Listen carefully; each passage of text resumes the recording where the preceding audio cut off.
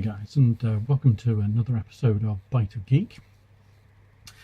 And today we are looking at my new camera that I bought. At the moment, this video is being shot on my Lumia 930 mobile phone, and that obviously is one of the reasons for the somewhat dodgy quality of the video. So I've been looking around what options are available, and you know, which camera basically to go for. Do I go for a mirrorless camera, something like the Canon EOS M3, or do I go for you know, something like a Nikon camera? I already have Nikon cameras and lenses, and after weighing things up a bit, I've decided to go for this particular one, which is the D5300. This is not a new camera by any means. It's been out a number of years now. I think it's about 3 years, and this is obviously this has actually had a couple of upgrades since its original launch. However, the changes to it are, I'd say, somewhat minimal. It introduces touchscreen, a couple of other minor tweaks, but the price difference, certainly in the UK, between this version and the upgraded models is a significant amount, and it doesn't warrant the extra price. So the main thing here with this particular camera is that when it came out originally, it actually had the AFS version of the lens on it, the kit lens, and that is best described as probably Nikon's previous generation of lenses. It's a lens that type of lens I've got on some of my older cameras, and they're reasonably good lenses. However, when you have them mounted to any one of the cameras which have got video recording functionality on them, there is a noticeable focusing noise from the lens. So Nikon have introduced these new lenses, the AFP lenses, and these are silent. They're quicker for focusing, and they are an awful lot quieter, so you can't actually hear the camera trying to hunt for the focus on the video. So this is the reason why I've gone for this one. It also, you know, it comes with great battery life for standard photos, and in general it's a really good camera. Yes, it's a little bit bigger than the Canon M3 that I was contemplating going for, but in terms of a DSLR camera, it's, you know, it's not a full-size one like the D300 which I have, which is quite a heavy camera. That unfortunately doesn't have video on it, so this for me kind of fills in both of those elements there. It's a good camera for video like this, and also it's a good camera for photography as well, which is something else that I do. So what I'm going to do, I'm just going to open up this this box. I have had a bit of a quick peek inside, so just to check everything's in there. So as you can see, we get a typical Nikon user manual with all this, some great reading there to go through, and then inside we have the AV cables for the camera. It's a USB connection on that, out to your whatever equipment you're going to connect it to.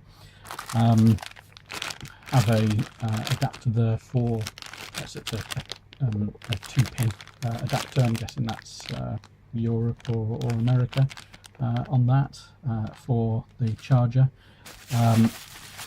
Here it's got the lens, so we can put that to one side for the moment.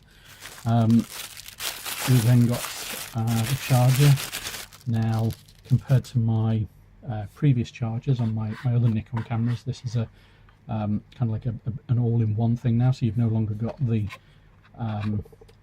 power cable and the associated connections that go with that. So this is a flick in, flick out. So you know, if that's not your connection of choice, you can just hook up your country-specific version on the back there.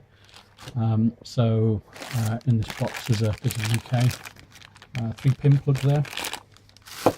We'll put those to one side for the moment.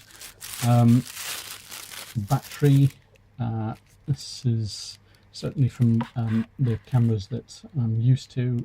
This is a slight change on the batteries, certainly around the battery contacts there. They're a little bit different to previous models.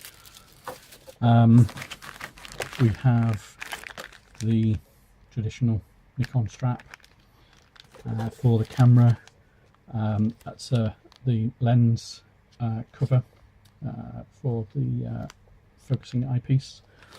We then have USB, and then we've then got the camera itself. So let me just put this box out the way.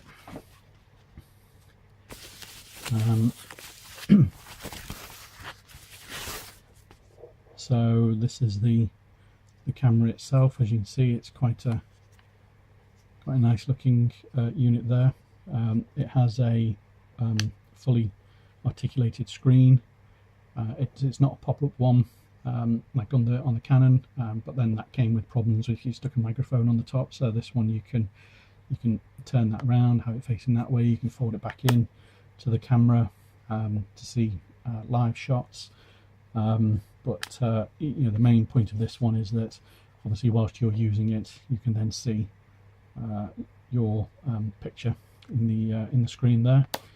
The other great feature about this camera is that it does actually have an external mic port on it, which is just there. Obviously you've then got your various AV connections and a HDMI connection as well as the USB connections there, and that's just behind that rubber cover.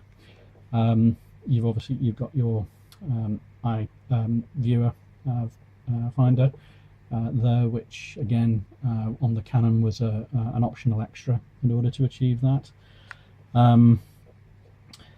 Takes SD cards, so they're just hidden behind there. Battery just pops in there. So that's the actual camera body itself. As I say, the other thing to note as well is that it has built-in stereo speakers there, microphone, sorry.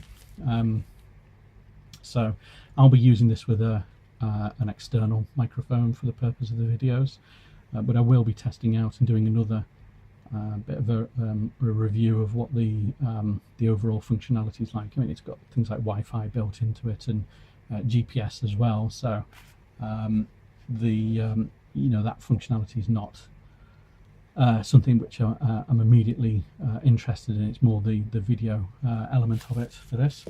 So the rattling, or the rustling I should say. So this is the new lens, the AFP lens. Looks pretty much like the previous ones. It does have a slightly more plasticky feeling to it. It's a VR version of the lens, so when you're buying this pack you have to be very careful that some packs are sold with a VR2 lens, and they are the AFS lens. This one, as you can see there, is an AFP, but it's only a VR version of the lens, so you need to make sure that you actually get that specific one.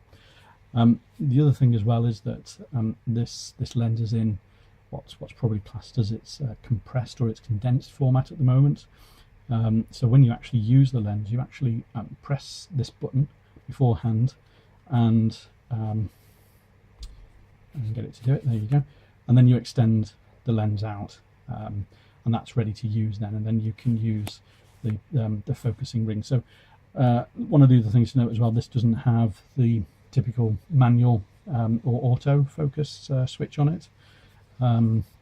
So with it being a standard kit lens, I will be trying this out just to see what the quality is like, and whether it's suitable for the for some, you know, some or all of the video. But you know, Nikon lenses are usually quite good. The kit lenses are pretty decent. They're not brilliant, but they are generally pretty decent. So and to get that back into its condensed format is just holding the button down and turning it back in. So so that's the lens, that's the camera. What I'll be doing from here on in is producing the videos, hopefully some better quality ones than previously been seen, and I'll do a bit of an update, a review of this, how the camera's actually working out, try and get some quality shots in there so you can see what the video is like, and yeah, report back to you guys as to what it's like. So just a brief update there that this is the new gear for the video. If you like this video, thumbs up. If you don't, thumbs down. Leave me a comment. Let me know why you liked it, why you didn't like it, and yeah, I'll catch you in the next one, guys. Thanks for watching.